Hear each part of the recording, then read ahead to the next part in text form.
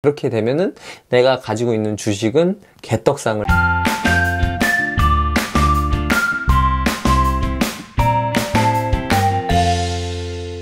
안녕하세요, 제가 바로 이창입니다. 오늘도 영상을 보러 와주셔서 감사합니다.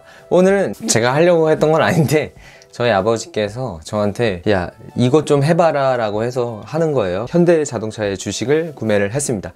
따로 영상을 만들 생각은 못 했어요. 하지만 이제 아버지 친구분이 저한테 이것 좀 다뤄줬으면 좋겠다고 해서 이거를 다루는 거고요. 이 내용을 보면서 현대자동차의 주식이 가지는 전망에 대해서도 좀 좋게 생각을 해서 이렇게 영상을 찍어서 보여드리도록 하겠습니다. 현대자동차의 주식을 지금 사야 되는 이유는요, 바로 인힐모터라는 것 때문이에요. 인힐모터, 말 그대로 바퀴 안에 모터가 달린 거고요.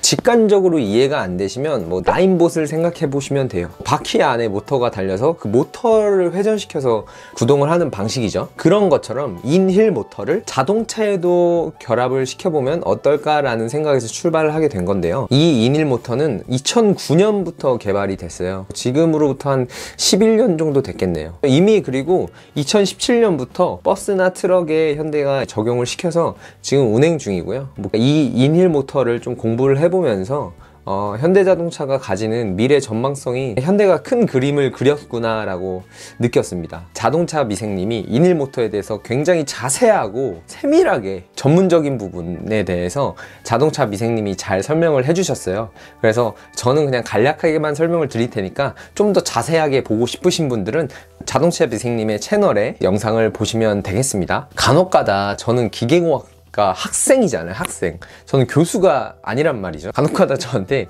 굉장히 어려운 질문을 던지시는 분들도 있고요. 저는 그냥 별거 아닌 기계공학과 학생이고요. 공대생이 그렇게 대단하지 않아요. 공대생이 이제 수업을 받을 때 어떻게 받냐면 어이구 A는 B다. A는 B다. B는 C다. B는 C다. 이거 3단 논법. 그러면 A는 C. 그러므로 A는 K다. 오늘 수업은 여기까지. 이 뭔 개소리야? 보셨나요? 저한테 너무 전문적인 걸 바라지 마세요. 저도 잘 몰라요. 저도 배우는 입장이니까 인힐모터에 대해서 설명을 드려보도록 할게요. 아까도 말씀드렸다시피 그냥 바퀴 안에 모터가 있다고 생각하시면 편합니다. 하지만 이 현대자동차에서 궁극적으로 생각을 하는 인힐모터는요, 바퀴 안에 모터뿐만 아니라 제동장치도 넣고 서스펜션도 넣고 조향장치도 넣고 그런 많은 장치들이 다 바퀴 하나에 결합이 된 형태를 현대가 생각하는 인힐모터의 궁극적인 모습이 아닐까라고 생각을 합니다. 하지만 이게 실현되면 너무너무 좋아요. 제가 왜 현대자동차의 주식을 사야 된다고 말을 했냐면요, 현대는 앱티브라는 자율주행 기술에 있어서 굉장히 앞서 나가는 회사와 협약을 맺었죠. 사실 이 인힐모터는 자율주행이랑 만났을 때 그 시너지가 배가 됩니다. 왜냐면요, 인힐모터를 만약에 달았을 때 좋아지는 점을 한번 생각을 해보자고요.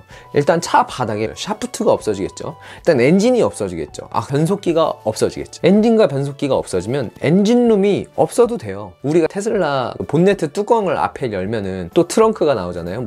그런 것처럼 앞 공간이 비게 되는 거예요. 발 밑 공간이 너무 넓어서 차박이 되는 거예요. 그만큼 공간 활용이 더 좋다는 거죠. 4바퀴의 모터가 달려 있으니까 방향 전환이 굉장히 용이해집니다. 간단하게 생각하면 바퀴가 90도로 각도를 틀 수가 있어요. 우리가 타고 다니는 자동차의 조향장치 같은 경우는 보통 렉앤피니언 구조를 사용하게 돼요. 물리적 특성상 바퀴를 90도 회전은 못하게 됩니다. 하지만 인힐모터를 사용하게 되면 바퀴가 90도 회전을 할 수 있어요. 그럼 뭐가 좋냐? 우리가 평행 주차를 했을 때 간편하게 주차를 할 수 있겠죠. 그냥 옆으로 갖다 대면 되니까. 이러한 바퀴 회전의 용이성이 굉장히 커지고요. 이런 것들이 또 코너링 시에도 굉장히 좋은 장점으로 발휘를 됩니다. 예를 들어서 두 번의 유턴을 해야 되는 걸 한 번에 유턴을 한다든지 그런 모든 부분에 대해서 많은 장점을 가지고 있어요.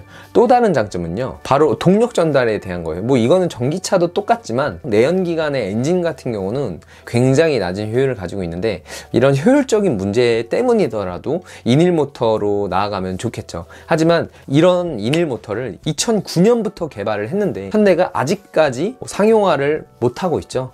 현대에서 상용화가 먼저 된다고 가정을 한다면 현대자동차의 주식은 정말 떡상에 떡상을 하겠죠. 하지만 구현되기가 굉장히 어려워요. 일단 제일 큰 문제는 이 모터가 4바퀴에 달려 있잖아요. 그러다 보니까 각각의 바퀴마다 회전수가 다를 수가 있어요. 물론 모터의 출력을 같이 보내도 정확하게 완벽하게 같을 수는 없다고 생각을 하거든요. 예를 들어서 그 중에 바퀴 하나만이라도 회전수가 조금 느리다면 대형 사고로도 뭐 직결될 수 있는 큰 문제니까 코너링 시에도 이상하게 한쪽 바퀴의 조향이 제대로 안 됐어, 정말 큰 문제가 되니까 이런 안전적인 문제 때문이더라도 완성도를 굉장히 높이기 위해서 현대에서는 지금 계속 개발을 하고 있는 것 같아요. 그 다음 문제는요, 발열 문제가 있어요. 제가 아까 말씀드렸다시피 이 바퀴라는 그 조그만 공간 안에 모터 넣고 현가장치 넣고 제동장치 넣고 그런 모든 장치들을 다 때려 넣어야 된단 말이에요. 제동을 하면 그 열은 어떡할 거예요? 바퀴 같은 경우는 캘리퍼가 디스크를 꽉 잡아서 제동을 하게 되잖아요. 그랬을 때 열이 엄청나게 발생을 하거든요. 그 디스크에 열을 식혀주기 위해서 공기의 흐름이 그쪽으로 가게끔 되어 있어요, 설계가.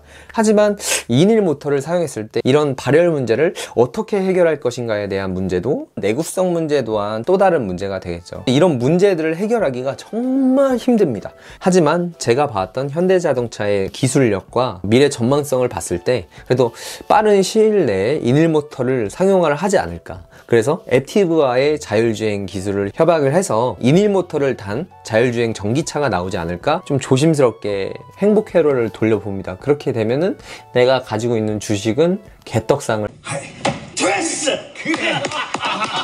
이렇게 해서 오늘은 그냥 2인1 모터에 대해서 간략하게만 설명을 드려봤어요. 뭐 앞으로 어떻게 될진 모르겠지만 현대자동차를 응원하는 입장입니다. 네, 그래서 오늘은 그냥 공대생의 입장으로 2인1 모터는 어떤 것인가, 또한 문제점은 뭐고 장점은 또 뭐가 있는지에 대해서 한번 알아봤어요. 전문적인 내용을 원하신다면 링크를 남겨놓을 테니 자동차 미생님이 2인1 모터에 대해서 설명해 주신 영상이 있어요. 그 영상을 꼭 참고해 보시면 좋을 거라고 생각을 합니다. 네, 그러면 여기까지 영상을 봐주셔서 감사하고요. 영상이 도움이 되셨다면 구독과 좋아요를 눌러줬으면 좋겠습니다. 네, 강요는 아니에요. 여러분들이 구독과 좋아요를 눌러주신다면 감사합니다.